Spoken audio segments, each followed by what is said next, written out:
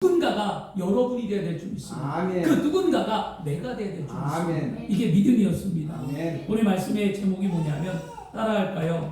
주 안에서 주 안에서 행복한 가정을 행복한 가정을 만들려면 만들려면 어떻게 해야 하는 아멘. 거였어요? 주 안에서 행복한 가정을 만들기 위해 어떻게 해야 되는가?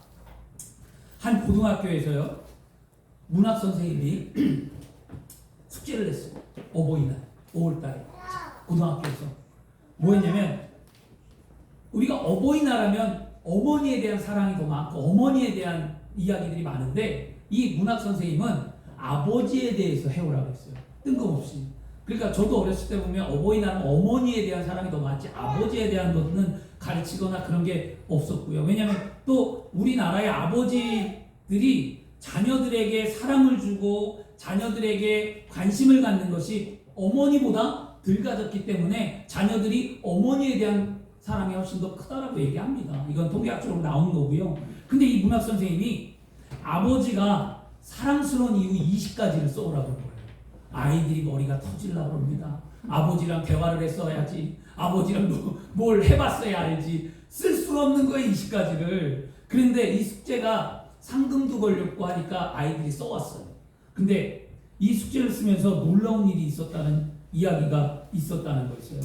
아빠의 50번 생일을 축하하면서 편지를 읽었는데, 한 친구는 강철 같은 아버지의 눈에 눈물이 흐르는 것을 보며 며칠 동안 아버지와 눈길을 마주치도 못하고 감동했다, 이렇게 얘기하고요. 한 번도 아버지 손을 잡아보지 못한 아이가 아버지하고 눈도 마주친 적도 없고, 왜냐? 아버지는 내가 학교 가면 자고 내가 그 공부할 때 밤에 늦게 들어오고 그러니까 안 맞잖아요, 아버지들하고. 그러니까 아버지를 볼 수가 없는 거였어요.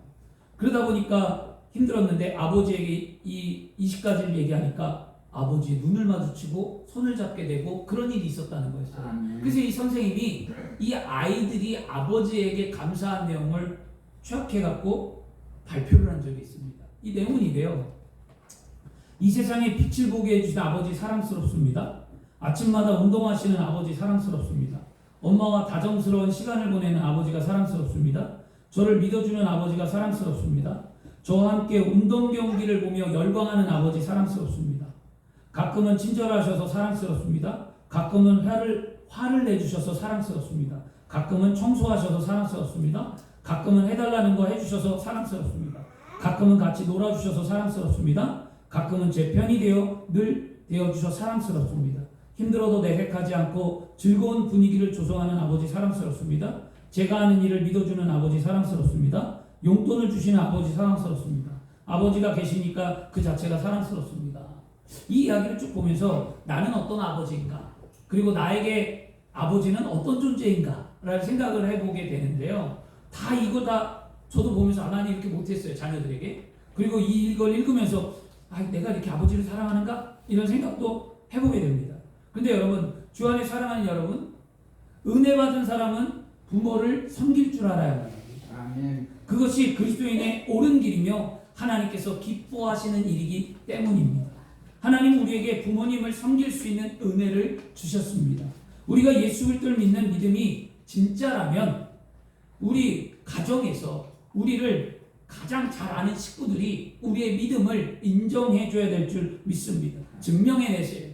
우리가 증인된 삶이라는 것은 세상에 증인된 삶이 아니라 가정에서 먼저 증인된 삶을 사셔야만 합니다. 아멘. 성령이 임하면 그 성령이 어디로 표현한다고 했습니까? 예루살렘과 유다와 사마리아라고 그러잖아요. 예루살렘, 자기가 머무는 곳이었어요. 여러분이 그리스도인이라면 가정에서 하나님 믿는 믿음의 삶을 보이셔야 될 줄 믿습니다. 아멘. 오늘 분명히 말하기는요, 그리스도인들의 행복한 가정을 만드는 것은요, 의무예요, 의무. 여러분, 불행한 가정 만들지 마세요. 여러분, 이혼하는 가정, 아니면 가정이 무너졌던 가정, 여러분 이런 가정 절대로 만들지 마시고요, 회복하셔야만 합니다. 아멘. 안 된다라고 말하지 마시고요, 하나님의 명령이기에 하셔야만 합니다. 아멘. 여러분의 자녀가 인생이 깨어졌든지 여러분의 자녀가 힘든 길을 걷는다면 위로해주고 가정을 세울 수 있도록 여러분들이 부모로서 버팀목이 되어 주셔야 될 줄 믿습니다. 아멘. 이게 믿음이에요. 부모님이 그러시면 안 됩니다. 야, 살지마, 헤어져.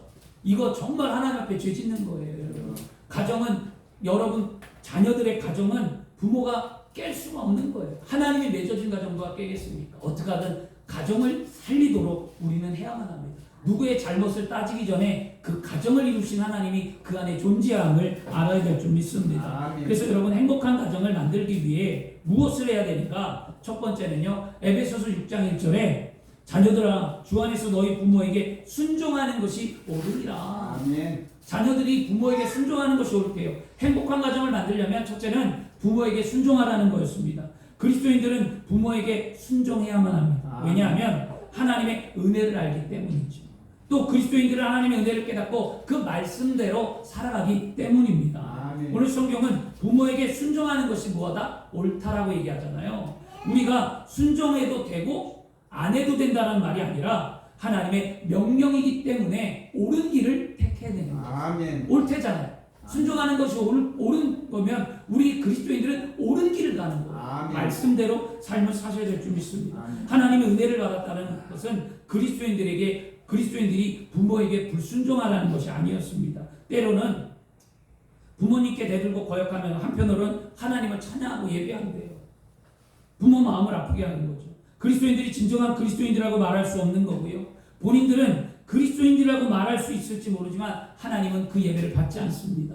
하나님은 그것을 인정하지 않습니다. 마태복음에도 분명히 우리에게 말씀하고 있지 않습니까? 형제와 다툼이 있거들라 그 형제와 화해하고 온 후에 나에게 예물을 드리고 예배하라고 말하잖아요. 아멘. 그러므로 우리는 가정에서 여러분 부모에게 문제가 있고 서로 얽혔을 때 문제를 풀어야만 합니다. 아멘. 저도 이 말씀을 준비하면서 참 힘들어요, 사실은요. 저도 뭐 부모님에게 잘하진 않아요. 예전에 잘했던 모습도 있었지만 풀리지 않는 뭐 상처들이 있었겠죠, 부모들에게. 그것도 저 안에도 있어요. 그 상처를 치유하면서 부모님과 관계를 회복하며 나가기가 쉽지 않습니다. 근데 그걸 해야만 하는 거예요. 왜? 그리스도인이기 때문에. 아멘. 말씀이 그렇기 때문에 아멘. 어쩔 수 없어요, 우리는요. 여러분 그거 안 하면 안 됩니다. 세상 사람들도 못한 가족 관계가 있어요, 진짜로. 여러분 세상에서는 사람들과의 관계가 좋은데 세상보다 못한 가족들이 얼마나 많은지 몰라요. 그리스도인들 가운데 일가 친척도 그렇고 모두 가족들도 일가 친척은 둘째치고 내 가정에서만이라도 여러분 가족끼리 가정 안에서는 여러분 내 가족 뭐 형제자매 떠나서 내 가족 내 자녀 이것만큼이라도 여러분 먼저 세워서 행복하시길 바랍니다. 아. 형제자매는 둘째예요. 여러분. 내 가족이 내 가족. 내 부모도 솔직히 둘째고요. 내가 결혼을 했으면 내 가족이 행복해야 되는 거였어요. 그 행복한 가정을 만드시기를 바라고요. 그러기 위해서는요. 먼저 뭐였냐? 순종의 길을 걸으셔야 합니다. 아멘. 하나님께 순종하고 말씀에 순종하고 더 나아가 부모에게 순종하는 삶을 사시기를 바랍니다. 제가 부교육자일 때요. 이런 가정을 보았어요. 3대가 예수를 믿어요. 3대가 예수를 다 믿어요. 교회 나와요. 3대가. 근데 며느리가 새신자는 전도했고 챙기는데 시어머니는 챙기지 않아요. 시어머니가 밥을 먹는지 뭐 했는지 성도에서 막 했는데 하나도 안 해요. 그 다음에 자식들이 교회에 와서 자녀들이 주의 종 말씀에는 순종하고 열심히 봉사하고 충성하는데 부모의 말은 순종하지 않아요. 집에서.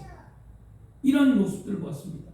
그리스도인들이라는 것은요. 신앙이 뭐냐면 신앙 교육을 믿음 안에서 뿐만이 아니라 그리스도인들은 세상 안에서도 반드시 필요한 거예요.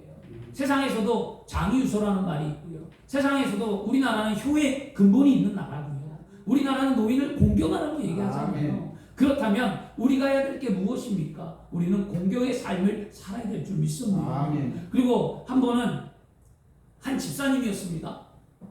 정말 신앙생활 열심히 했어요. 교회 와서요. 제가 볼 때 너무 박수 쳐주고 상도 받고 열심히 했습니다. 제가 교구였어요. 그래서 그분의 신방을 했습니다. 그분의 가정에 신방 받는다고 해서 딱 가서 이야기를 나누고 딱 했는데 깜짝 놀랄 일이 있었어요. 온 가족이 다 예수 믿어요. 시어머니부터 자녀부터 남편부터 다 예수를 믿어요. 근데 이 집사님만 저희 교회에 나오는 거였어요. 그래서 제가 그랬습니다. 집사님, 올 한 해 목표가 온 가족이 한 교회를 섬기는 것을 기도해야만 합니다. 아멘. 그랬어요. 그랬더니 저한테 불끈하면서 얘기합니다. 목사님, 우리 3대가 가족이 예수 믿는 것만으로 난 감사해요. 그리고 집에서 늘 남편도 보고 자녀도 보고 시어머니도 보는데 꼭 교회에서까지 만나야만 합니까? 교회에서만큼은 저 혼자 편하게 신앙생활하고 싶어요. 이렇게 얘기했어요.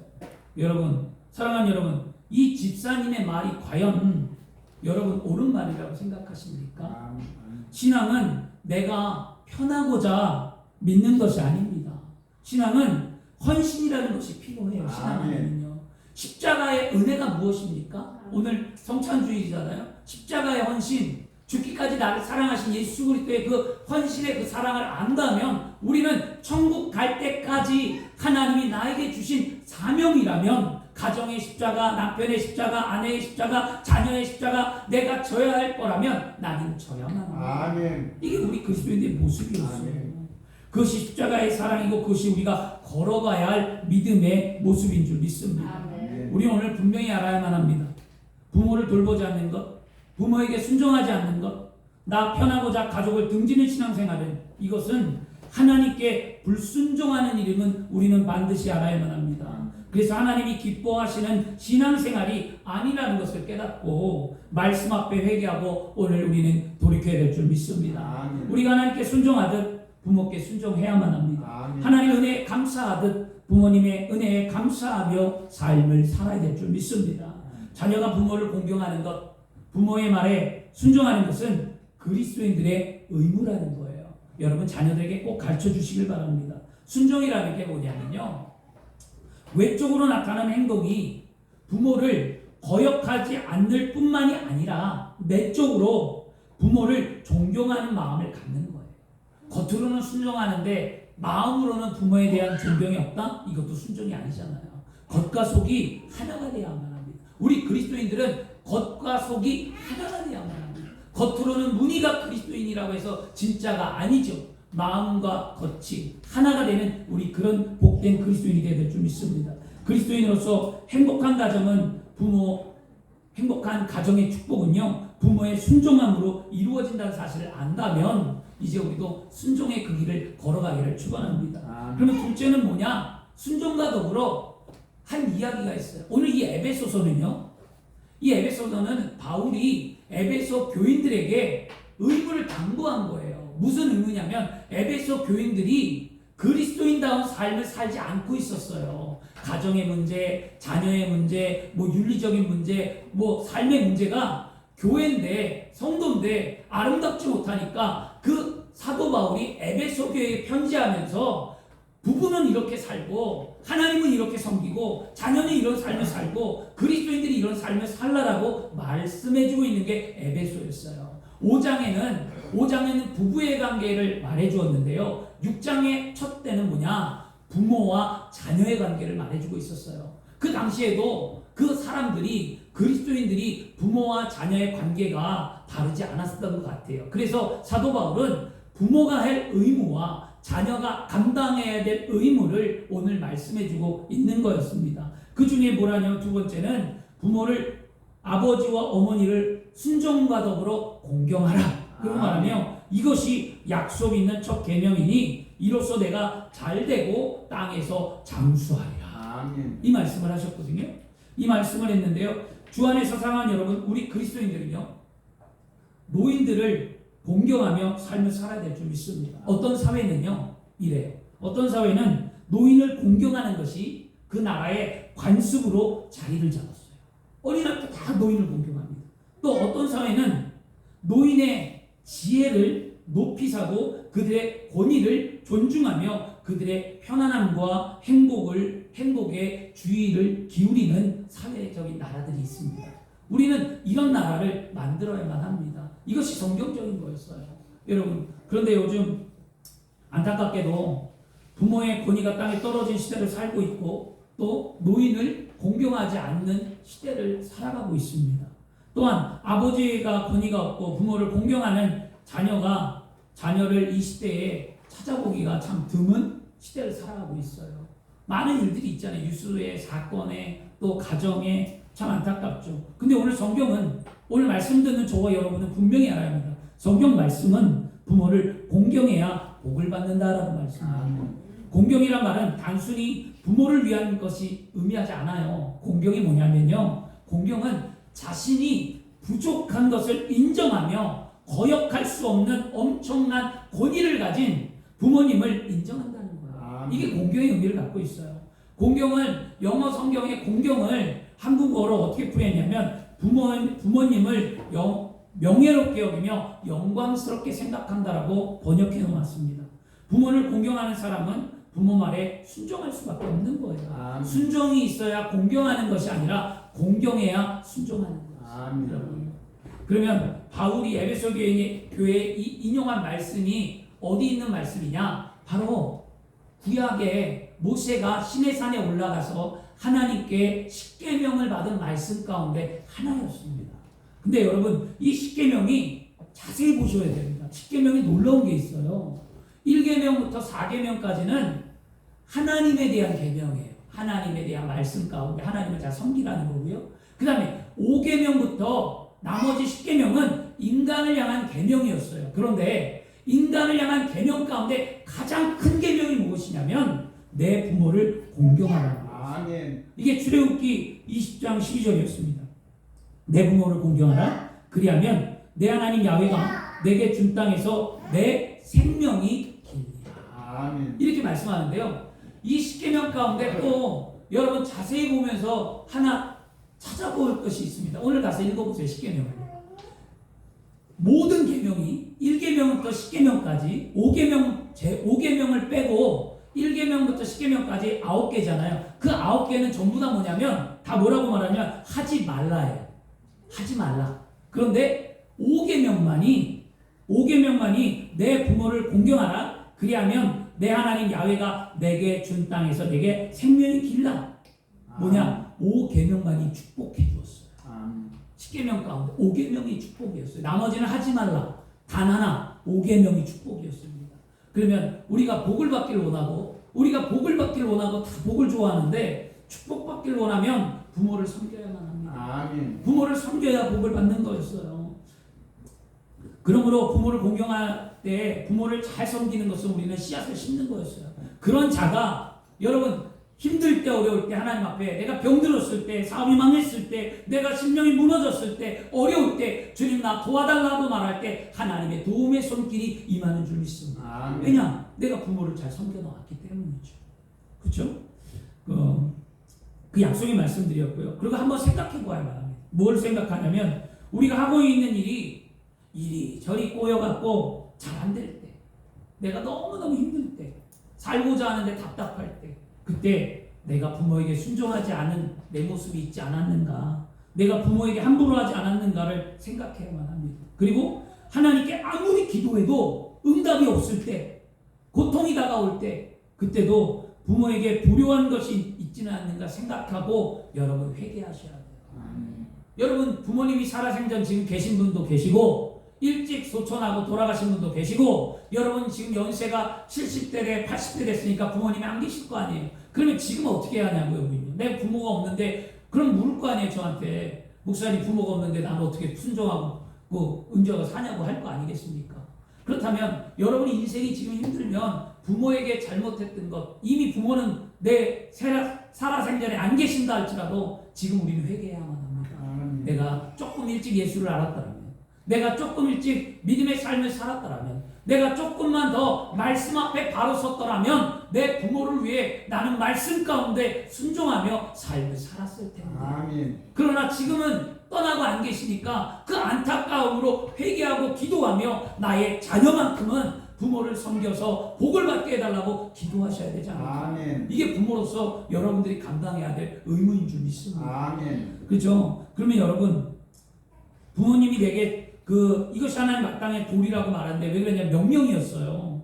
구약과 신약에도 똑같이 얘기합니다. 구약에는요 잠언서 6장 20절에 내 아들아 내 아비의 명령을 지키며 내 어머니의 법을 떠나지 말라. 신약에는 마태복음 15장 4절에는요 하나님이 이르시되 내 부모를 공경하라 하시고 또 아버지나 어머니를 비방하는 자는 반드시 죽임을 당하리라 하셨거니라고 말씀합니다. 부모를 공경하는 일을 아주 중요하게 여겼기 때문에 분명히 구약과 신약에 하나님은 말씀하셨습니다. 마땅히 해야 된다라는 거였어요. 이것은 여러분 잊어버리면 안 되는데 그리스도인들이 부모를 돌보지 않아요. 그런 그리스도인들을 많이 봐요 사실. 근데 안타깝죠. 자꾸 일깨워줘야 되거든요. 주 안에 사랑하는 여러분, 행복한 가정을 만들기 위해서 부모에게 순종하고 부모를 공경하는 삶을 사시기를 축원합니다. 아멘. 아까도 얘기했죠. 어떻게 하냐고요. 그러면 나는 없는데. 그러면 여러분, 육신의 부모가 없다면 영적인 부모인 하나님의 말씀에 순종하며 삶을 살아가시길 바랍니다. 아멘. 그리고 하나님을 공경하며 남은 인생을 사시기를 축원합니다. 아멘. 그리고 영의 꿀을 먹이는 주의 종에게 순종하고 주의 종 말씀을 따라 사시길 바랍니다. 아멘. 그리고 더 나아가서 이 땅에 여러분보다 나이가 많은 사람들이 존재하잖아요. 뭐 나이가 연세가 많으면 여러분 이렇게 생각하잖아요. 70, 80, 90이면 어차피 같이 늙어가는 처지니까 같은 친구라고 여기는 사람들도 있어요. 여러분 그렇지 않아요. 노인은 공경이에요. 나보다 연배면 공경하고 나보다 연배면 그를 도와주는 삶을 사시길 바랍니다. 아멘. 똑같이 늙어간다고 똑같이 한다고 그렇게 하지 마시길 바랍니다. 이건 잘못된 거예요, 여러분요. 성경은 그렇게 얘기하지 않아요. 공경이라는 것은 나보다 연배가 많으면 그를 섬겨주는, 이게 그리스도인이에요, 여러분. 얼마나 아름답습니까? 예전에 이런 분을 보았어요. 나이가 연세가 굉장히 많으세요. 80인데 80이 좀 넘으셨나? 제 기억에 강릉에 있어요. 80이 좀 넘으셨는데요. 80이 넘었는데도 자신보다 나이가 많다는 이유로 한두 살 차이밖에 안 나는 것 같아요. 제 기억에 80에 83살? 뭐 이렇게? 근데 함부로 하지 않으세요. 그리고 깍짝하게 섬기더라고요. 그러니까 이 80세 되신 그분이 뭐라 하냐면 아이고 같이 늙어가는 처지에 뭘 그렇게 하냐고 괜찮다고 그랬는데도 전혀 안 그러셨어요. 저는 그걸 보았거든요. 그걸 보면서 제가 참 감사하다. 그런게 근데 그분이 믿음이 있고 있냐? 그렇지 않았어요. 초신자였던 것 같은데요. 그런데도 그런 삶을 살아가는 걸 보며 우리 그리스도인들은 더 경건하게 더 아름답게 삶을 사셔야 될 줄 믿습니다. 아멘. 에베소 6장 7절에 이렇게 말합니다. 기쁜 마음으로 섬기기를 주께 하듯 하라. 기쁜 마음으로 주께 하듯 섬기는 거예요. 그리고 난 다음에 골로새서 3장 23절에도 무슨 일을 하든지 마음을 다하여 주께 하듯 하라 라고 말씀합니다. 육신의 부모가 없다면 세상 속으로 들어가 그리스도인다운 믿음의 삶을 살면서 노인을 공경하며 주께 하듯 섬기며 삶을 살아 세상을 변화하는 그리스도인이 되기를 축원합니다. 아멘. 아름답죠. 그러면 이제 부모님들에게 당부할 것은 자녀들에게 했다면 부모님들에게 뭐라고 말합니까? 에베소서 6장 4절은 말합니다. 또 아비들아 너희 자녀를 노엽게 하지 말고 오직 주의 교훈과 훈계로 양육하라. 아멘. 주의 훈계와 교훈으로 양육하라고 말하고 있습니다. 아비들에게 전하는데 왜 아비들이란 말일까? 왜 엄마는 없죠? 왜 없을까요? 이게 뭐냐면 고대에는 아버지가 자녀의 교육을 책임을 졌어요. 어머니가 책임진 게 아니고요. 요즘에는 부모가 같이 자녀의 교육을 책임지겠죠. 그러면 부모는 다 자녀를 노엽게 하면 안 됩니다. 그래서 아버지들이 자녀를 노엽게 하는 일에 자녀들이 고대의 굴욕감을 느끼고 또 고대의 자녀들을 학대하거나 자녀들에게 폭력을 가하는 일 때문에 자녀들이 노엽게 여기고 삐뚤어지는 삶을 보고 그 당시에도 똑같은 얘기합니다. 노엽게 하지 말라. 오늘날도 적용이 돼요. 자녀를 훈계하는 목적은 뭐예요, 여러분? 자녀를 왜 가르칩니까? 우리가 그들을 노엽게 하고 분노나 절망을 촉발하는 것이 아니라 자녀가 성숙한 성인이자 그리스도인이 되기 위해 가르치셔야 될 줄 믿습니다. 아멘. 발을 나게 하지 마시고 다투게 하지 마시고요. 그 다음에 자녀를 훈계하는 목적이 그러면 부모로서 자녀들에게 공경만 받기를 원하고 내가 이렇게 널 길렀으니까 너는 나에게 이렇게 해야 된다. 이런 거 바라는 마음 갖지 마시고요. 여러분 어쨌든 부모로서 자녀 기대지 마시고요. 인생을 자녀를 오히려 도와줄 수 있는 삶을 사셔야 될 줄 믿습니다. 그게 정말 복된 삶이에요. 자녀들 앞에서는. 그리고 우리가 주 안에 뭐라고 말하냐면 부모는 자녀를 주 안에서 양육해야 될 의무가 있는데요. 신명기 6장 7절 6장 6절과 7절에 오늘 내게 명하는 이 말씀을 너는 마음에 새기고 내 자녀에게 부지런히 가르치며 집에 앉아 있을 때든지 길을 갈 때든지 누워 있을 때든지 일어나 있을 때든지 이 말씀을 강론할 것이며 라고 아멘. 자녀들에게 뭐 하라는 거예요? 부지런히 하나님 말씀 가르치라. 아멘. 먹을 때, 잘 때, 입을 때 아주 귀에 딱지가 않도록. 저는 이렇게 못했던 것 같아요. 왜냐하면 자녀들이 너무 힘들어할까봐 늘 교회 가고 말씀 듣고 하니까 저는 그렇게 못했던 것 같아요. 근데 약간 좀 후회는 스러운 게 있어요. 그렇지만 여러분 지금도 늦지 않았다고 생각하고요. 지금도 저도 늦지 않아서 자녀들에게 말해주려고 합니다. 그리고 여러분 부모는 자녀를 소유물로 생각하시면 안 됩니다. 요즘에 부모님들이 자녀를 소유물로 생각하니까 자녀들이 깨어지는 거예요. 내가 돌보지 않으면 안 된다. 내 그늘 아래 있어야 한다. 막 이런 부모님들이 많고요. 그 다음에 결혼을 했는데도 놓아주지는 못해요. 자녀를. 자녀는 독립체예요. 결혼하면 그냥 놓아줘야만 합니다. 부모는 울타리가 되어줘서 자녀가 나에게 힘들다. 엄마 아빠 나 힘들어요. 도와주세요. 말하기 전까지는 그냥 내버려둬야만 합니다. 어떤 인생을 살든지 부모 눈엔 보여요. 힘든 게 보여도 내버려둬야만 합니다. 성경은 그렇게 말하고 있어요. 자녀는 독립체계거든요. 그래서 시편 27편 3절에 보라 자식들은 야훼의 기업이요 태의 열매는 그의 상급이로다. 아멘. 자식은요 하나님의 기업이에요. 하나님이 책임져 주는 거지 내가 책임져 주는 게 아니거든요. 저희 형님은 큰아들을 굉장히 끼고 살아요. 큰아들이 뭐 이렇게 내가 보기엔 그렇게 저기 하지 않는데 맨날 못한다, 얘는 이렇다 저렇다, 얘는 고생도 안 해봐서 큰일 났다, 어쨌다 저쨌다 계속 그래요. 어렸을 때부터 그렇게 키웠어요. 물 하나 안 떠다 주고 애가 물도 안 떠다 먹고. 그래서 제가 볼 때마다 뭐라고 하는데 근데도 그래요. 그리고 늘 얘기해요. 얘 결혼하면 데리고 살아야지. 얘는 어디 가서 밥벌이도 못 해 먹고 맨날 그래요. 제가 얘기합니다. 절대 그렇게 하지 말라고. 제 인생 살게 냅두지. 왜 아직도 끼고 있냐고. 제 멋대로 하게 냅두지. 그때 안 된다는 거예요. 못 버리는 거죠. 자녀의 연약함을 부모가 부모로서 그게 뭐냐면 사랑하는 마음인데 그 사랑이 자녀에게 부담스럽고 잘못된 사랑이라고 봐요. 저는 사랑하는 마음은 알겠지만 평생 어떻게 끼고 있겠냐고. 스스로 자녀가 스스로 인생을 살아갈 수 있도록 부모가 만들어줘야만 합니다. 아멘. 부모가 뭐 다 해줄 수 없어요. 부모 죽은 다음에 어떻게 할 거예요? 내가 끼고 있다가 부모 죽으면 그 자녀들 어떻게 할까요? 예전에 그랬다라는 거예요. 예전에 할머니 할아버지들이 예전 분들이 그랬어요. 자식을 열심히 했다가 그 부모가 소천하고 나니까 자식이 아무 의지할 데가 없어요. 인생을 어떻게 살아갈 길도 모르고 이렇게 돼버렸다는 것을 저는 옆에서 보았습니다. 여러분 절대 그렇지 아니하시기를 바라고요. 그러면 여러분 노엽게 하지 말라라고 얘기했는데요. 이 노여움이 뭐 어떤 것을 말할까요? 성경에 골로새 3장 20절에도 이렇게 말합니다. 아비들아 자녀를 노엽게 하지 말라 낙심할까 함이라 라고 얘기합니다. 자녀를 노엽게 하면 자녀들이 오히려 더 낙심한대요. 오늘 그런 일이 있으면 사과하고 손 내미는 부모님이 되시길 바랍니다. 가정이 아니잖아요. 행복하려면 우리가 먼저 갈등의 요소를 해결해야만 합니다. 내가 내밀면 되잖아요. 근데 이런 게 있죠. 어른이 어떻게 먼저 해. 아래 것이 먼저 와야지. 이 옛날 분들이에요. 전부 다. 어른이라는 거 나이가 많은 것 때문에 굽히기를 싫어하는 자존심 이거 버리시길 바랍니다. 그리스도인들은요 사랑으로 품는 거예요. 아멘. 나이가 많든 적든 그리스도인이라면 사랑으로 품고 내가 손 내미는 거예요. 아멘. 저도 이 말씀을 준비하면서 부모로서 나는 우리 자녀들이 어떤 부모였는가 생각해 보았고요. 근데 한 글귀에 제 마음에 감동되는 게 있었어요. 이거였습니다.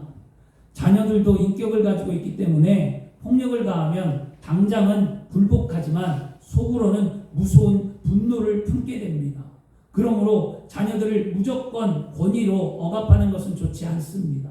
기회가 있을 대로 대화를 많이 함으로써 자녀들과의 사이를 좁히고 때로는 친구처럼 대해 주어야 합니다라는 문구가 있었어요. 이 교육 문구가. 이 말을 딱 듣는 순간 내 마음이 뭉클해지면서 내가 자녀들에게 어떤 행동을 했는지 떠올려 보게 돼요. 그래서 제가 나도 잘 못했구나 이런 생각이 들었고요. 뭐 특별히 여기 큰아들이 있긴 한데 제가 작은아들과 큰아들에게 다른 점이 있었습니다. 큰아들은 첫째다 보니까 강하게 키웠어요. 그러다 보니까 저 아이에게 억압도 했고 무섭게도 했고 또 그렇게 했습니다. 그랬는데 그것이 마음의 상처가 되었겠구나라는 것을 생각해 봅니다.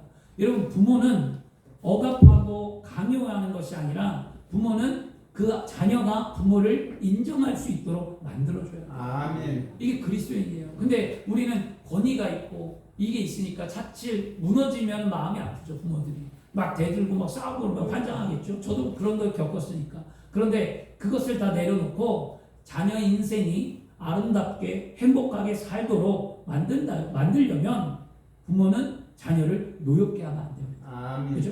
근데 노엽게 하지 말라고 해갖고 자녀를 아무렇게나 삶을 살라라고 성경은 말하지 않아요. 분명한 것은 뭐라고 그러냐면 자녀들을 훈계와 교훈과 훈계로 양육하라고 해요.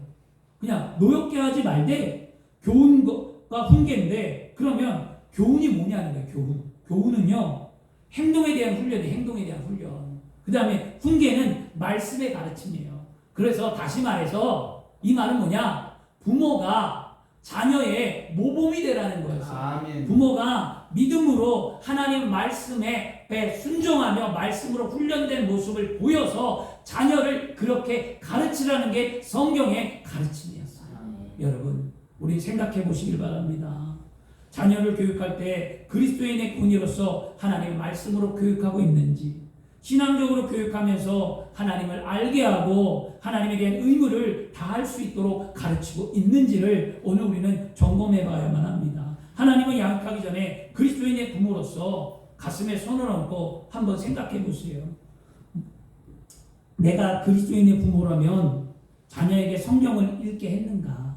내가 그리스도인으로서 부모라면 자녀에게 앞서간 믿음의 영웅들, 선진들의 훌륭한 이야기를 들려준 적이 있는가? 내가 그리스도인의 부모라면 자녀를 예배하고 성경 공부하고 교회에 참여하는 일이 얼마나 세상보다 중요하다는 가치를 가르쳐 준 적이 있는가? 그리고 정말 중요한 것은 뭐냐면, 내가 그리스도인의 부모라면 그리스도께서 내 삶에 함께 하셔서 나를 만들어가는지를 보여주고 있는가?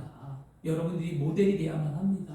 하나님 이렇게 섬겨야 돼. 이렇게 섬겼더니 하나님이 아빠를, 엄마를 이렇게 이끌어서 이렇게 만들었지 않니? 너의 삶도 그렇게 해야 된다라고 말할 수 있는 그리스도인의 부모가 되어야 될 줄 믿습니다. 아멘. 오늘 결론입니다, 여러분. 주 안에 행복한 가정을 만들려면 여러분, 자녀들은 부모에게 순종하고 부모를 공경해야 하고요.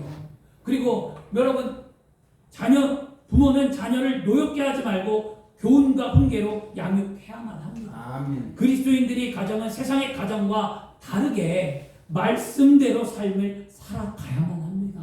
그리고 그 말씀이 우리 삶의 지표가 되어야만 합니다. 그리고 말씀을 실천하며 삶을 살아갈 때 세상은 여러분 가정을 통하여 변화되어지는 줄 믿습니다. 이게 그리스도인의 가정 아니겠습니까? 5월달에 행복한 가정 만들려면 여러분부터 실천하세요. 여러분부터 화해하고 용서하고 품고 위로해주고 여러분부터 마음의 모든 삶이 회복되기를 원합니다. 자녀가 나에게 굽혀야지, 이거 아니거든요.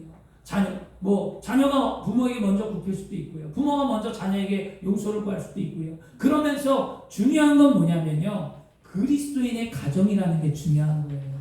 부모의 권위가 중요한 게 아니고요. 자녀가 꼭 부모에게 순종과 헌신을 중요한 게 아니고요. 예수 그리스도가 함께하는 가정으로서 예수 그리스도께서 기뻐하는 게 무엇이며 내가 예수 그리스도를 믿고 구원받은 하나님의 자녀로서 어떤 가정을 만들어야 세상의 빛과 소금의 역할을 감당할 수 있는지를 생각해 본다면 예수님 때문에 나는 참는 거고요. 예수님 때문에 나는 손을 내미는 거고요. 예수님 때문에 나는 모든 것을 견뎌내는 거예요. 아멘. 이게 그리스도인의 가정이었어요. 여러분, 그런 가정을 만드시기를 축원합니다. 아멘. 그리고 여러분 생각해 보세요. 세상의 가정이 왜 깨어질까요? 저는 젊은이들을 많은 결혼을 시켰고요. 많은 젊은이들 상담을 받을 때 항상 고민한 게 있어요. 세상의 가정이 깨어지는 이유는 뭐냐? 부모가 개입해서 가정이 깨어지는 거예요. 절대 여러분, 자녀들, 결혼한 가정들 부모가 절대 감나라, 배나라, 콩나라 하시면 안 됩니다. 그냥 놔둬야 됩니다. 장모님이 얘기하고 그 다음에 여기는 시어머니가 얘기하고 그러면 서로 싸워요. 막말로 이렇게 얘기했습니다. 죄송하긴 하지만 이랬습니다. 부부가 싸우는데 제 앞에서 싸웠어요. 애들이 뭐라고 하는지 아셨어요? 야, 니네 부모는, 니네 엄마는 나한테 이러는데 웃기네, 니네 엄마는 이러고 애들이 싸우더라는 거예요. 내가 기가 막혔어요. 그래서 저한테 되게 혼났거든요. 청년들이요, 결혼한 애들이요. 이게 뭐냐면 견디기가 힘든 거예요. 부모들이 나와서 감나라 배나라. 그래서 제가 뭐라고 하냐면 니네 멀리 떨어져 살아. 너네 부산 가든지 서울에 살았든가 어디 살았든가 너 어디 가서 살든지 살아. 이렇게 얘기한 적이 있습니다.